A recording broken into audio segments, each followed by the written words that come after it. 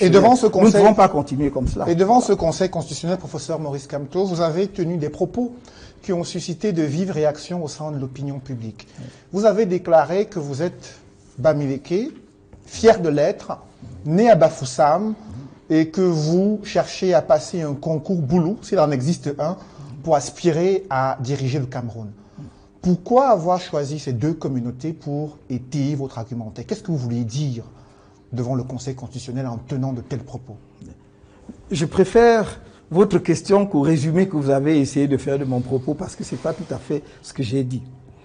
J'ai dit, j'en ai encore la mémoire fraîche, j'ai dit je m'appelle Maurice Kamto. Je suis né le 15 février 1954 à Bafoussam, au Bafoussam. De par effectivement la géographie camerounaise, ça correspond à ce qu'on appelle les Bamileke. J'en suis originaire. Certains auraient voulu que je renonce au fait que, ou bien que je dise que je ne viens pas de cette région ou de cette ethnie. Il n'y a aucune raison de le faire, je ne le dirai pas. Et j'ai également dit, voilà, j'étais au gouvernement de M. Paul Biya, j'en ai démissionné, je suis candidat contre lui, certains auraient voulu, prendre cela comme la etc., etc. Donc c'était cela. Et dans la suite, qu'est-ce que je dis? Pour montrer à quel point j'aime mon peuple, et ce peuple-là le sait. Et je vais vous dire, M. Moufele, ce n'est pas devant le Conseil constitutionnel que pour la première fois j'ai utilisé cette formule. Pendant toute ma campagne, je l'ai fait à Ebebda, je l'ai fait à Bankim, je l'ai fait à Ebolova, je l'ai fait partout ailleurs. J'ai dit, mais je vous aime au point où s'il fallait passer un concours pour être de cette ethnie-là, moi je passerais. Pourquoi cette ethnie? Pourquoi vous précisez une communauté j'ai précisé, comme celle-là? Je vous ai dit que j'en ai parlé. J'ai parlé à Ebebda. Est-ce que ce sont des Boulous? J'ai parlé à Bankim. Est-ce que ce sont des Boulous? J'en ai parlé dans l'extrême nord. Est-ce que ce sont des Boulous? Est-ce que citer une ethnie ou une autre, c'est cibler une ethnie? Je crois que j'ai entendu des membres du gouvernement de notre pays essayer de faire une tartine sur cette sortie. Ça ne les grandit pas, parce qu'ils ont bien compris ce que j'ai voulu dire. Mais ils estiment que vous avez tenu un discours très tribaliste. Ils estiment. Est-ce que vous avez écouté les propos de ces membres du gouvernement? Vous connaissez leurs propos? Vous savez ce qu'ils disent? À quel moment ont-ils tenu des propos républicains? S'ils savent que je ne faisais pas un acte de tribalisme et présente aux Camerounais et au monde entier, parce qu'après, le même argumentaire et la même formule a été reprise dans un réquisitoire contre ma personne, correspondance rédigée et signée par l'ambassadeur du Cameroun à Genève, pas moins, en reprenant les mêmes propos, tenus par un ministre qui avait parfaitement compris ce que je voulais dire. Qu'est-ce qu'il a dit? Qu'est-ce qu'il y avait de tribalisme dedans? Simplement, qu'est-ce que Boulou et Bamileke viennent faire devant le Conseil constitutionnel? C'est tout, et voilà le tribalisme. Mais il a oublié de dire que je voulais montrer à quel point j'aime cette communauté. Comme je l'ai dit à Ebebda, je l'ai dit tout à l'heure, les vidéos existent, monsieur Moufele. Si vous voulez, je peux vous les envoyer. J'ai tenu les mêmes propos, comme je l'ai dit, à Bankim, à l'extrême nord, pour dire je vous aime. C'est pas parce que peut-être je parle pas complètement la langue que je me sens pas à l'aise ici. Et que s'il fallait, justement, pour vous montrer à quel point je vous aime, passer par un concours, dites-moi quel concours on passe. Alors, s'ils n'ont pas compris devant le Conseil constitutionnel, j'espère qu'ils l'ont compris ce soir. Maurice Kamto, il y a également d'autres problèmes. Vous avez observé des discours de haine, de repli identitaire qui se sont amplifiés ces derniers mois au Cameroun.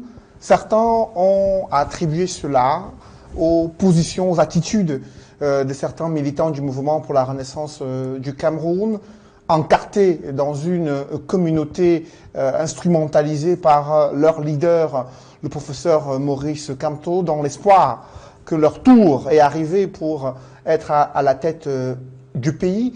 Comment réagissez-vous face à ces critiques sur les discours tribalistes qui viendraient des militants du mouvement pour la renaissance du Cameroun? Premièrement, je voudrais dire que nous avons des dizaines de milliers de militants, des dizaines de milliers, et que je suis parfaitement incapable, même si j'en avais envie, de mettre un surveillant ou un gendarme derrière chaque militant du MRC. Chaque fois qu'il y a eu débordement de langage au MRC, j'ai écrit pour dire c'est inacceptable. Quand on vous dit instrumentalisé par leur leader, est-ce que vous avez jamais, je mets quiconque au défi, non seulement maintenant que nous sommes dans comment dirais-je, une dynamique politique compétitive, mais avant, et j'allais dire même toute ma trajectoire de vie, j'ai dit, je vous mets au défi de trouver une seule fois dans ma vie où j'ai tenu des propos tribalistes ou haineux vis-à-vis de quiconque. Moi, j'ai essuyé toutes sortes de propos, d'insultes. On m'a traité de tout, je n'ai jamais répondu. Mais, non content de cela, on estime que c'est moi qui instrumentalise. Notre tour de quoi, M. Noufélé? Notre tour de quoi? Est-ce qu'on peut gouverner le Cameroun à partir d'une ethnie? À partir d'une région? Si quelqu'un pense à cela, c'est qu'il n'est pas un homme politique. C'est qu'il n'est pas un homme ou une femme politique camerounaise. Ça n'est pas sérieux. Si quelqu'un pense là, il ne va pas à l'extrême nord, au nord, dans la Damawa, au sud. Je suis allé voir mes frères et sœurs. Je les appelle comme ça. Ça peut déplaire à quelques tribalistes et sectaires qui ne rêvent que de cloisonner les Camerounais entre eux. Ben, je suis allé voir mes frères et sœurs du sud, n'est-ce pas, à Djoum. Hein? Il y a des militants. Alors les gens vous parlent d'Oveng. Vous savez où se trouve Oveng? On va à Oveng comment? Dans le Djaïlobo, à partir de 100 mm. Ça, ce sont mes compatriotes que je vais voir et je tiens des propos haineux contre eux. Mais il y a un ministre de la République qui estime que vous, étant originaire de la même région que lui, que vous donnez le sentiment à cette communauté-là qu'elle doit se mobiliser derrière vous pour pouvoir accéder au pouvoir contre toute attente en utilisant des logiques insurrectionnelles, comme ça a été évoqué ici tout à l'heure, en instrumentalisant une partie de la diaspora camerounaise qui chaque jour manifeste lors des sorties du chef de l'État en vous présentant comme le président de la République, alors qu'on sait qu'il y a un chef de l'État dont les résultats ont été officiellement publiés par le Conseil constitutionnel. Que répondez-vous à ces... C'est ce que vous dites ou c'est ce que qui dit? Je comprends pas. J'ai dit un ministre de la République, originaire de la même région que vous, qui vous accuse d'instrumentaliser votre communauté pour faire croire que l'heure est venue au Cameroun pour elle, cette communauté, de diriger le pays et d'aller également vers une partie de la diaspora camerounaise afin qu'il scande à chaque fois que vous êtes le président de la République. Pourtant, il y a le chef de l'État, Paul Biya, qui a été réélu avec 71% des suffrages. Est-ce qu'il vous a produit un seul fait? C'est-à-dire qui montre que je les instrumentalise? Est-ce qu'il a produit un seul fait? Non. Est-ce qu'il a produit un seul propos de moi? Non. Est-ce qu'il vous a dit qu'il ne tarit pas d'insultes à mon endroit? Et depuis, non. Est-ce que j'ai jamais répondu? Non. De quoi m'accuse-t-on? Donc, je voudrais simplement que les gens comprennent que j'assume ma qualité de Camerounais. Et je veux diriger, si les Camerounais m'en donnent l'occasion un jour, le Cameroun tout entier, sans exclusive. Et je ne vais pas exclure une partie du Camerounais, y compris celle dont je suis originaire, si c'est donc ça le sujet.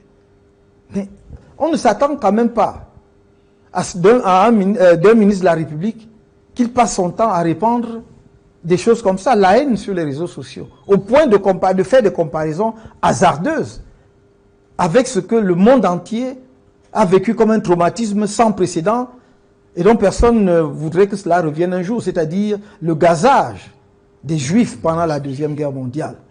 Quelqu'un a pu dire cela, et il reste membre du gouvernement de la République dans mon pays. Je ne vais pas dire que j'ai honte, mais j'ai mal. Mais j'ai mal pour le Cameroun et pour les Camerounais. Parce que je n'ai entendu de ce personnage aucune excuse. Vis-à-vis, non pas d'une communauté, mais vis-à-vis du Cameroun. Parce qu'en tenant ces propos-là, c'est tout le Cameroun qui l'a blessé. Ce sont tous les Camerounais qui l'a blessé. Ça commence avec un groupe, mais ça se poursuit sur d'autres groupes. Je vais vous dire, j'aime les Camerounais et les Camerounais même, je n'y peux rien. Et s'il y en a à l'étranger qui se reconnaissent dans ce que je fais et placardent mes effigies là où ils veulent qu'ils le fassent, mais pourquoi voulez-vous que j'interdise à un Camerounais d'avoir ma photo comme poster chez lui? Moi, j'avais, quand j'étais beaucoup plus jeune, notamment à l'université, j'avais suivi de Cheikh Anta Diop, que j'admire beaucoup. D'autres avaient suivi les posters de Che Guevara et d'autres. Si les gens se reconnaissent dans la manière dont nous menons ce combat, pourquoi devrais-je les dissuader justement d'utiliser mes posters là où ils veulent? Arrêtons de chercher la petite bête. Je crois que le sujet n'est pas là. Et ce personnage dont vous parlez est probablement dans son rôle. Il est probablement dans son rôle parce que je n'ai pas souvenance qu'il ait fait quoi que ce soit pour ce pays, mais il peut aujourd'hui effectivement revendiquer le titre de ministre de la République et se réfugier derrière cela pour s'attaquer à tout le monde, insulter les Camerounais de l'intérieur comme de la diaspora, insulter des dirigeants qui ne lui ont rien fait, insulter des communautés et proférer des menaces à l'encontre de tout le monde. Je crois qu'il faut que nous retrouvions le bon sens. Professeur